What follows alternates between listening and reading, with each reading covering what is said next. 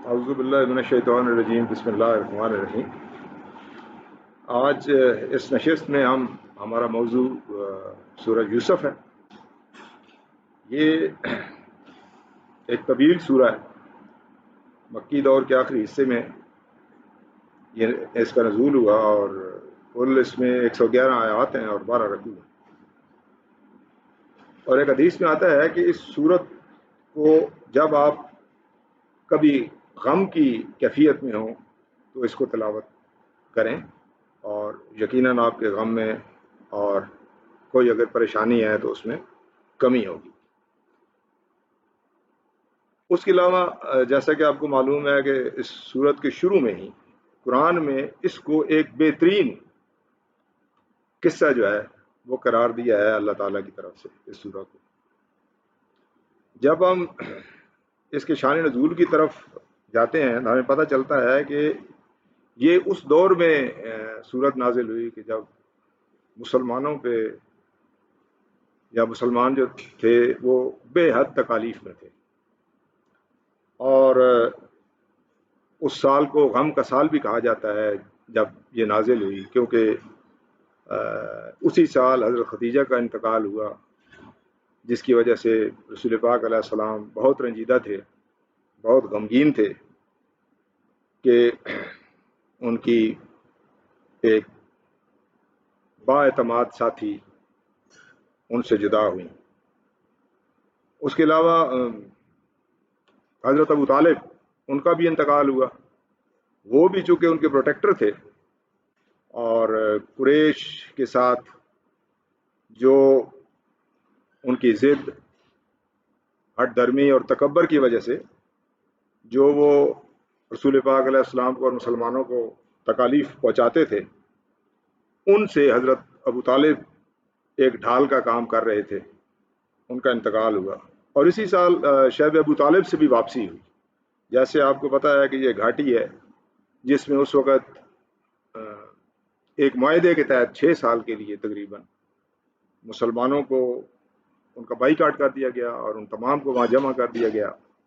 اور کسی قسم کا راشن یا سپلائی جو ہے وہ ان تک نہیں پہنچنے دی گئی، اور ایک سخت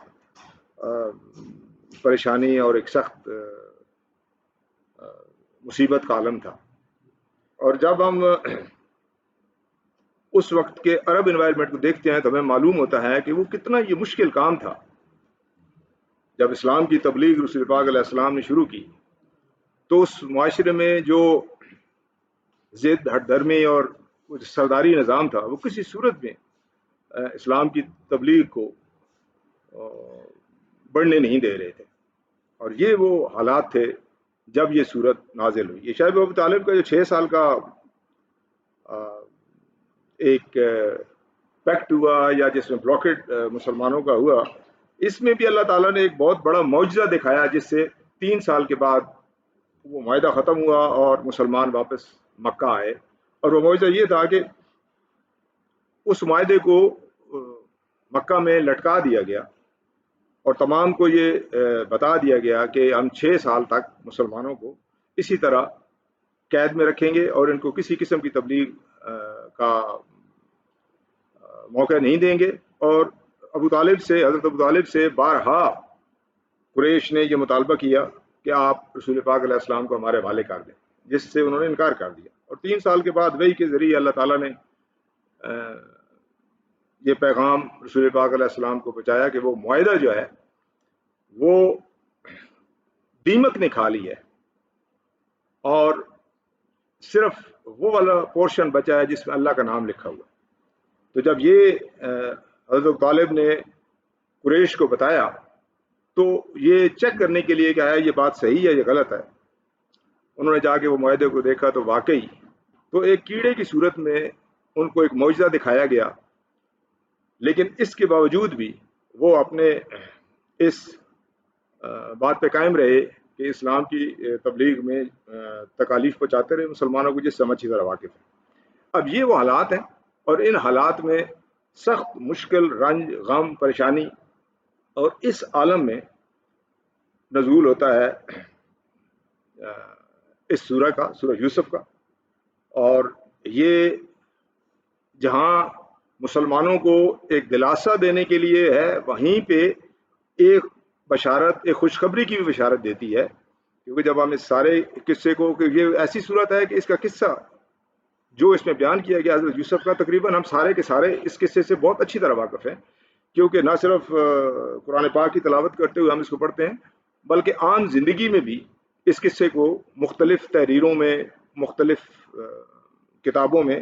یہ درج کیا گیا ہے۔ تو یہ بیسیکلی خوشخبری سنائی گئی کہ بے شک اب تکالیف ہے، بے شک اس میں بہت ساری مصیبتوں کے پہاڑ ہیں، لیکن اللہ نے یہ بشارت دی کہ آخر میں بالآخر آپ کامیاب ہوں گے، اور آپ کو یقیناً اسلام کا بول بالا ہوگا، اور لوگ اس میں یقیناً داخل ہوں گے۔ اس کے علاوہ دوسری صورتحال یہ ہے کہ اس وقت چونکہ اسلام کی شروعات ہو چکی تھی مکہ میں، اور مدینہ میں یہودی رہتے تھے جو کہ اہل کتاب تھے اور پڑھے لکھے بھی خاصے تھے۔ جب انہوں نے یہ بات اسلام کی تبلیغ کے بارے میں جب سنا، یا اسلام کے بارے میں جب سنا، تو انہوں نے بھی شرارتاً کہہ لیں یا چیک کرنے کے لیے یہ پیغام بھیجا کہ آپ ان سے پوچھئے کہ بنی اسرائیل جو ہیں یہ تو فلسطین میں رہتے تھے، یہ مصر میں انہوں نے کیسا بسیرا کی، کیسے انہوں نے بسر کیا، بسیرا ان کا کیسے ہوا، یہ کیسے مصر میں کیسے پہنچ گئے۔ تو اس کے جواب میں بھی اللہ تعالیٰ نے یہ صورت نازل فرمائی، اور جس طرح ہمیں پتہ ہے کہ مکی جتنی صورتیں ہیں وہ ان میں زیادہ تر توحید، رسالت، قیامت،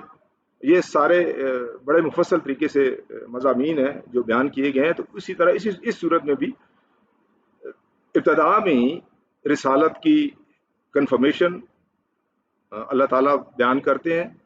اور توحید کا بیان اس میں بھی بہت مفصل طریقے سے ہے۔ شروعات میں ہی بتا دیا جاتا ہے کہ آپ رسول ہیں، اور جو قصہ ہم آپ کو سنانے لگے ہیں یہ اس سے پہلے آپ کو معلوم نہیں ہے، وحی کے ذریعے ہی ہم آپ کو بتا رہے ہیں۔ تو یہ ہے سورت کی شان نزول اور وہ حالات جس میں یہ سورت نازل ہوئی۔ اب یہ ہے کہ چونکہ بہت طویل سورت ہے اور اس قصے سے بھی ہم سارے کے سارے واقف ہیں، تو اس کو ہینڈل کرنے کے لیے یا اس کو بتانے کے لیے بہترین جو ہمارے لیے ایک عمل ہو سکتا ہے وہ یہ ہے کہ ہم اس سے ہمیں کیا سبق حاصل ہوتے ہیں۔ تو میں نے اس میں سے، یا جو مختلف تصاویر میں لکھا ہوا ہے، وہ لیسن ڈرا کیے ہیں کہ ہمیں عملی زندگی میں ہمیں اس سے کیا سبق ملتا ہے۔ تو میں وہ چند ایک جو ہیں وہ آپ کو بتاتا ہوں کہ اگر ویسے سمرائز فارم میں ہم دیکھیں، اس سے پہلے کہ میں ایکسپلین کروں، تو وہ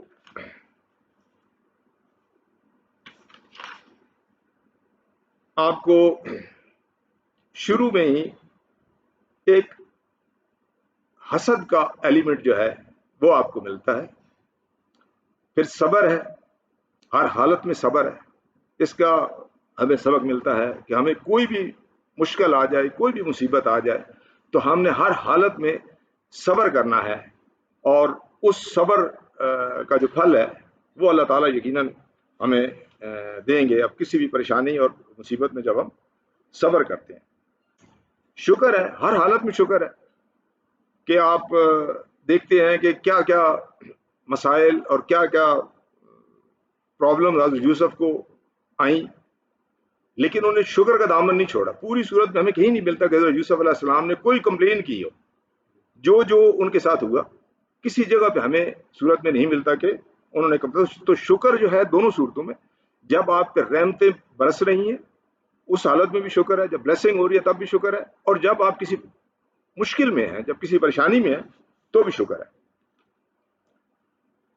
پھر فارگیونیس ہے، معاف کر دینے کی عادت۔ اب یہ ہم میں تو بہت کم ہے، ہم تو بالکل معاف نہیں کرتے، یہ انسانی فطرت میں شاید ہے، اور پھر ہماری انوائرمنٹ میں یا ہمارے ماحول میں لوگ ذرا سی غلطی کو معاف نہیں کرتے۔ لیکن اب دیکھیں کہ ان کے ساتھ کتنے بڑے واقعات پیش آئے، لیکن اس کے باوجود ان بھائیوں کو جنہوں نے انہیں کنویں میں ڈالا ان کو معاف کر دیا۔ جتنے لوگ تھے یا جتنے لوگوں نے ان کو پریشانیاں دیں، ان تمام کو سورت کے آخر میں پتہ چلتا ہے کہ معاف کر دیا۔ سو ایک یہ لیسن ہے کہ معاف کر دینا جو ہے یہ بدلہ لینے سے کہیں بہتر ہے، اور یہ اللہ تعالیٰ کا فرمان ہے کہ کوئی بھی ہو آپ اس کو ضرور معاف کر دیں۔ اب سورت کا جب آغاز ہوتا ہے تو آپ کو معلوم ہے کہ ایک خواب سے ہوتا ہے کہ وہ اپنے والد کو آ کے ایک خواب سناتے ہیں کہ جس میں وہ کہتے ہیں کہ 11 ستارے ہیں اور چاند ہے اور سورج ہے اور مجھے سجدہ کر رہے ہیں، اور اس کی تعبیر معلوم کرنے کے لیے حضرت یعقوب علیہ السلام کے پاس، اپنے والد کے گرامی کے پاس وہ جاتے ہیں۔ اب اس میں بھی بڑی زبردست بات ہے، اور اس میں اگر ہم پیرنٹنگ دیکھیں آج کل کے زمانے میں کہ آپ کا کمیونیکیشن بچوں کے ساتھ کیسا ہے، کہ ایک بچہ ہے اس کو خواب آیا ہے اور اس خواب کے لیے وہ اپنے والد کے پاس بے دھڑک آتا ہے اور آ کے اپنا خواب سناتا ہے، اور خواب سنانے کے بعد والد صاحب جو ہیں پھر وہ ان کو ایڈوائز کرتے ہیں، اور وہ ان کی ایڈوائز کو لیتا ہے کہ وہ کہتا ہے کہ آپ نے یہ خواب جو ہے یا یہ ویژن جو آپ کا ہے یہ آپ نے، ظاہر ہے وہ نبی ہیں اور ان کو یہ بات معلوم ہے کہ یا ان کو یہ اندازہ ہو چکا ہے کہ اللہ تعالیٰ نے منتخب کیا ہے یا منتخب کرنے والا ہے، یہ ان کی ایک اس خواب سے ان کو ایک بشارت ملتی ہے کہ آپ نبوت کے مقام پہ فائز ہوں گے، اور آپ کو علم و حکمت کا علم جو ہے اللہ تعالیٰ عطا کریں گے، جس میں آپ خواب کی تعبیر جو ہے وہ بتایا کریں گے۔ لیکن یہ بات ہے کہ جو اپنے بات بھائیوں کو نہیں بتانی، اور بھائی جو ہوتے ہیں اور یہ بہت لاڈلے ہوتے ہیں، اپنے والد کے بہت لاڈلے ہوتے ہیں، بہت وہ ان کو پیار کرتے ہوتے ہیں، اور وہ ساری بات جو ہے as a parent as a والد وہ سنتے ہیں۔ اور اگر اس کو ہم ریلیٹ کریں اب آج کل کے زمانے میں تو ہمیں بھی یہ چاہیے کہ ہمارا جو کمیونیکیشن ہے وہ بڑا اوپن ہونا چاہیے اپنے بچوں کے ساتھ، تاکہ وہ آپ کے پاس آئیں، آپ کو بات بتا سکیں۔ ہمارے یہاں جو والد کا کنسیپٹ ہے وہ تو ایسا ہی کنسیپٹ ہے کہ جیسے ایک ہلاکو خان ہو، جیسے ہی بچے جیسے ہی والد داخل ہوتا ہے گھر کے اندر تو وہ سارے کے سارے بچے جو ہیں ان کو ماں ہی چپ کرا دیتی ہے کہ والد صاحب آ گئے بس بیٹھ جاؤ، تعظیم اور اس قسم کی، تو کمیونیکیشن کا گیپ ہوتا ہے۔ لیکن انہوں نے ان کو وہ ایک کھلا کمیونیکیشن ہے جس کے ساتھ والد صاحب سے بات کر سکتے ہیں۔ تو ان کے بھائی جو ہوتے ہیں وہ ان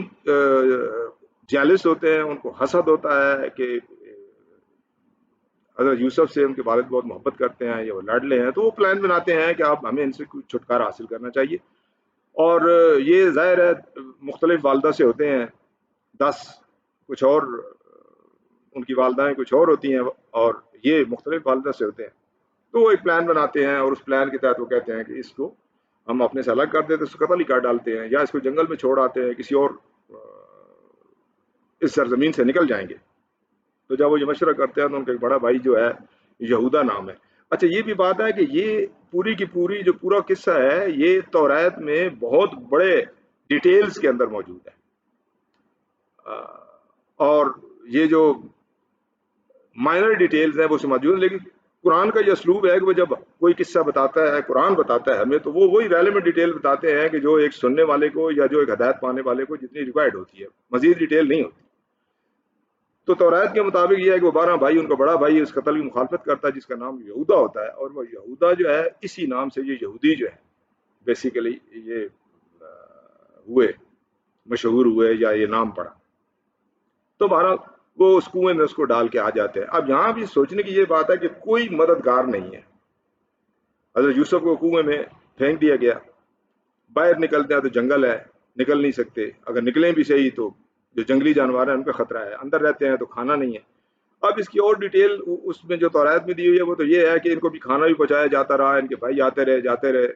تب تک کہ جب تک کہ وہ قافلہ وہاں نہیں آیا جس نے ان کو نکالا، اور جو شروع میں بیچا بھی گیا ان کے ہاتھ وہ چند دینار کی خط سے ان کو بیچا گیا، اور وہ بھی ان کے بھائیوں نے ہی بیچا کیونکہ وہ چاہتے تھے کہ یہ یہاں سے چلے جائیں، اور وہ وہاں سے ان کو خریدا گیا۔ اب یہ بشارت بھی ہے کہ نبی کے بیٹے ہیں،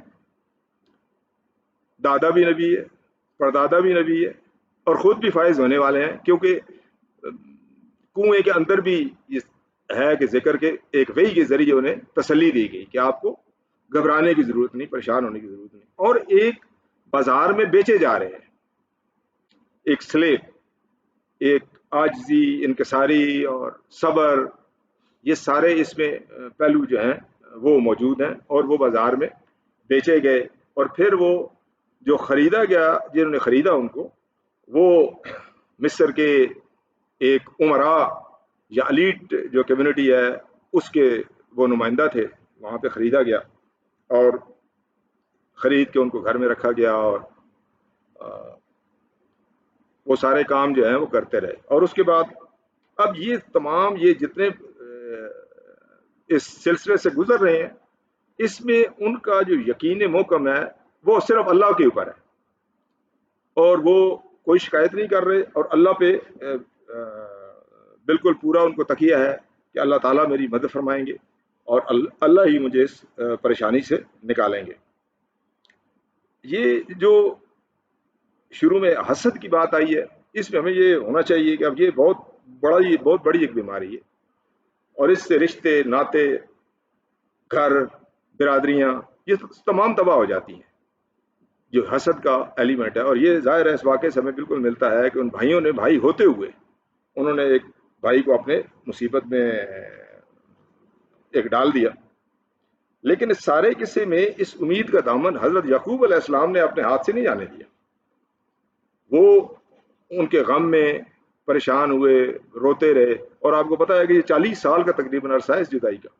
اور 40 سال تک انہوں نے اللہ سے یہ لو لگائے رکھی کہ یقیناً ایک دن یوسف جو ہیں وہ مجھے ضرور ملیں گے.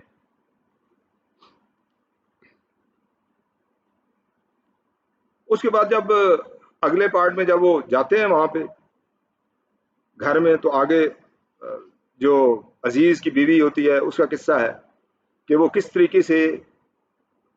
چونکہ حسین بہت ہیں، اور ایک حدیث بھی ہے جس میں ہے کہ دنیا میں جتنا حسن آیا اس میں سے آدھا حضرت یوسف کو اور آدھا باقی جتنی مخلوق ہے اس میں تقسیم ہوا. تو نہایت حسین تھے، اور ان کی بیوی جو ہے، عزیز کی جو بیوی ہے، وہ اس نے ترکیب چلی، اس کے اوپر ان کی نظر تھی، اور اس نے ایک کوشش کی کسی طریقے سے ایک نازیبا حرکت کرنے کے لیے. اور وہ ہمیں پتہ ہے کہ وہ 7 دروازے تھے اور سارے بند کر دیے گئے، اور اندر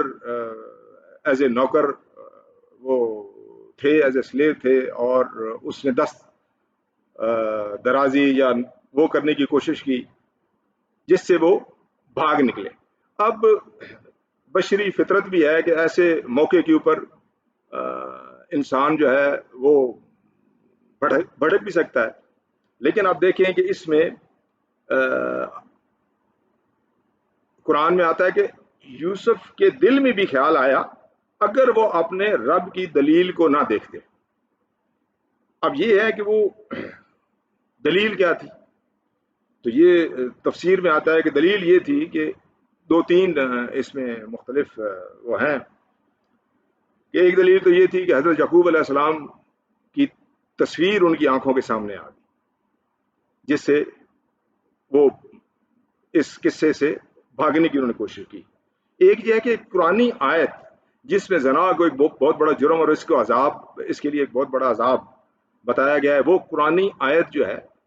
وہ ان کو دکھائی گئی. اب اسی تفسیر میں یہ لکھا ہے کہ یہ تو قرآن تو سب نازل ہی نہیں ہوا تھا، تو قرآنی آیت کیسے ہوئی؟ تو پھر اس کا جواب یہ دیا گیا کہ قرآن جو کہ لوح محفوظ میں موجود ہے، تو جو زنا کے بارے میں اسے جو بہت بڑا جرم ڈکلیئر کیا گیا ہے اور اس کے لیے بہت بڑی سزا متعین کی گئی ہے، وہ دکھائی گئی. اور ایک اور بھی اس میں روایت ہے کہ شاید ایک شیطان کو دکھایا گیا کہ یہ شیطانی کام ہے، اس کی وجہ سے یہ وہ دلیل تھی جو ان کو دکھائی گئی، اور جس کے اوپر وہ انہوں نے پھر بھاگ کے وہ نکلے، اور پھر ان کی قمیض کو پیچھے سے پکڑا گیا. اور پھر اللہ تعالیٰ کا ایک اور معجزہ دیکھیں کہ اسی گھر کے اندر سے، اب اس میں بھی 2 روایتیں ہیں کہ گواہ بھی مل گیا. ایک تو یہ ہے کہ کم سن بچہ تھا جس نے بول کے یہ گواہی دی کہ جی اگر تو قمیض آگے سے پھٹی ہوئی ہے تو قصوروار جو ہے وہ حضرت یوسف ہے، اور اگر قمیض پیچھے سے پھٹی ہوئی ہے تو قصوروار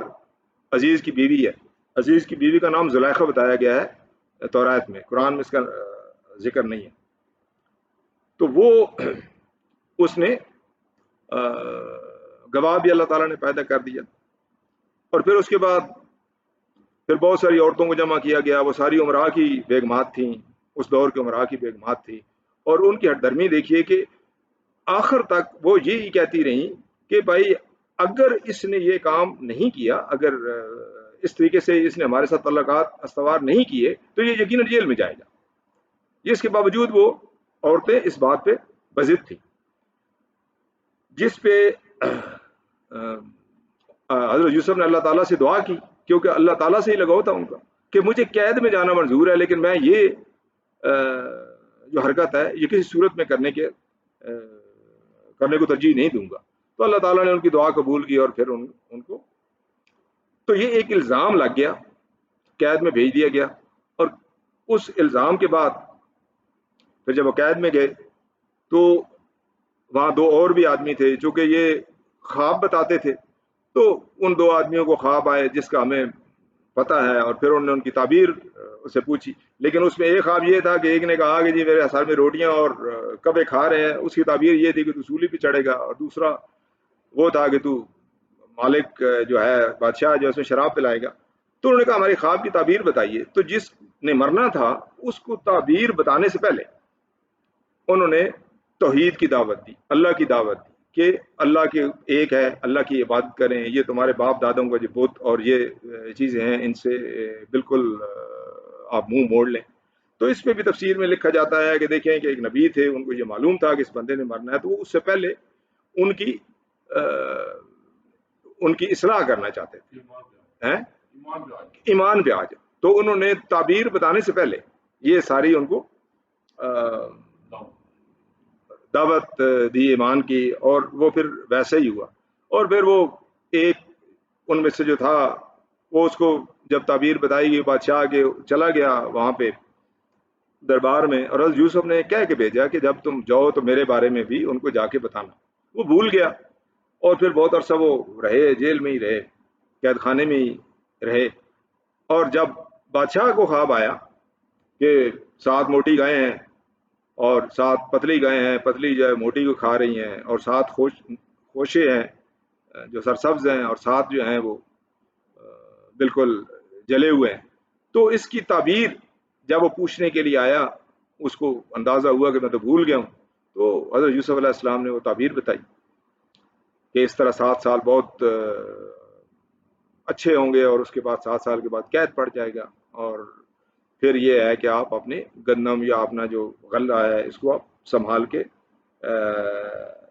آپ نے رکھنا ہے. پھر بادشاہ نے ان کو بلوا لیا، اور پھر بلوانے کے بعد ان کو ایک اعلیٰ مرتبہ مقام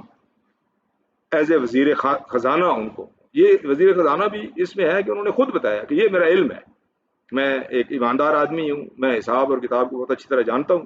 اور میں چاہتا ہوں کہ آپ میرے حوالے یہ خزانہ کریں تاکہ یہ ہے کہ میں اس میں انصاف کر سکوں. تو یہ لیکن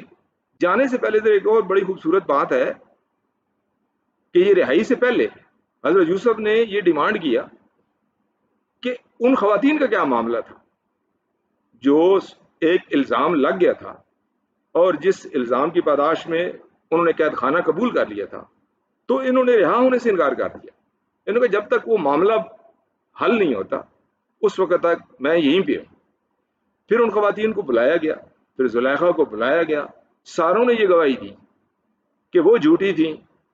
اور حضرت یوسف جو ہے وہ سچے تھے. اس کے بعد انہوں نے اس رہائی کو قبول کیا. تو دیکھو ایک اس حالات میں بھی انہیں قید خانے میں رہنا پسند کیا کہ جب تک یہ الزام اتر نہیں آتا اس وقت تک جو ہے میں یہاں سے رہائی مجھے قبول نہیں ہے. پھر کیا ہوتا ہے کہ وہ آ جاتا ہے زمانہ کہ جب قید پڑ جاتا ہے، اور پھر اس کے بھائی جب لینے کے لیے آتے ہیں غلہ تو ان کو وہ غلہ دیتا ہے. تو اس میں مختصر یہ کہ اس پوزیشن کی وجہ سے وہ دوبارہ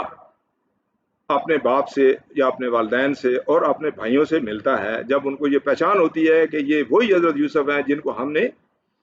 کنویں میں ڈالا تھا، یہی ہمارا بھائی ہے. تو اتنی خوبصورت بات ہے کہ وہ خود قرآن میں ہے کہ وہ کہتے ہیں کہ اللہ کی قسم اللہ نے تم کو ہم پہ ترجیح دی اور ہم خطا کار تھے. ایک وہ غلطی مانتے ہیں کہ یہ بالکل جو کچھ ہم نے کیا یہ ہم نے بہت بڑی ناانصافی کی. اور اس پہ پھر ارشاد ہوتا ہے کہ حضرت یوسف کہتے ہیں کہ اللہ تمہیں معاف کرے، وہ سارے رحم کرنے والوں سے بڑھ کر رحم کرنے والا ہے۔ اب اس پورے قصے میں انہوں نے کوئی ان کو یہ نہیں جتایا کہ آپ نے میرے ساتھ کیا کیا اور میں نے آپ کے ساتھ ابھی کیا کرنا ہے، انہوں نے رحم کے علاوہ کوئی بات نہیں کی۔ تو ہمارے لیے یہ جو ہے ایک بہت بڑی بات ہے کہ صبر، ہر حالت میں صبر کرنا ہے اور اللہ پہ تکیہ، اور اس صبر کو دامن جو ہاتھ سے نہیں جانے دینا۔ اور پھر یہ ہے کہ آپ نے شکر، اللہ تعالیٰ کا شکر ہے، ہر حال میں شکر ہے، جس حالت میں بھی ہم رہیں۔ یہ ہمیں بہت بڑا سبق ملتا ہے کہ ہمیں اللہ تعالیٰ کا شکر ادا کرنا چاہیے اس صورت میں جب ہم پہ عنایتیں ہوں، رحمتیں ہوں، اور اس صورت میں جب ہمیں کوئی مشکل آ جائے۔ مشکل کا وقت جو ہوتا ہے وہ تھوڑا ہوتا ہے، زیادہ نہیں ہوتا، لیکن اگر ہم راہ راست پہ رہیں اور اسلام کے بتائے ہوئے طریقے کے اوپر چلتے رہیں اور خدا پہ ایمان رکھیں تو یقیناً وہ مشکل جو ہے وہ دور ہو جائے گی۔ اور پھر معاف کر دینا، معاف کر دینا یہ ظاہر ہے یہ اللہ تعالیٰ کا ایک بہت بڑا حکم ہے کہ جس میں معاف کر دینا بدلہ لینے سے بہتر ہے۔ تو جو بھی آپ کے ساتھ کوئی ناانصافی کر دیتا ہے، جب حق اور سچ الگ الگ ہو جاتا ہے تو آپ کا کام ہمارا ہے کہ ہم جو ہے اس غلطی کو بدلہ لینے کی بجائے ہم معاف کر دیں۔ تو یہ 3-4 سبق ہیں جو ہم اسے ڈرا کر سکتے ہیں۔ ویسے تو یہ ہے کہ تفسیر میں اگر جائیں تو ہر آیت کے اوپر ایک الگ تفسیر ہے، اور یہ بہت بڑی اس پہ پوری کتاب ہے بیسیکلی، اس کا جو ترجمہ اور تفسیر لکھی گئی ہے۔ تو یہ 3-4 بیسیکلی ہیں لیسن جو ہم اس میں سے ڈرا کر سکتے ہیں۔ تو یہ دیجیے آج کا سبق۔ اس کے علاوہ اگر کوئی آپ کا سوال ہے، سوال کے لیے ہم ڈاکٹر صاحب کو ریفر کروں گا۔ اللہ تعالیٰ ان کو لمبی زندگی دے اور صحت والی زندگی دے۔ یہ ایک محفل ہر سال سجاتے ہیں اور ہمیں بھی موقع دیتے ہیں کہ ہم اپنے پڑھ کے خیالات جو ہیں اس کا اظہار کر سکیں۔ بہت شکریہ۔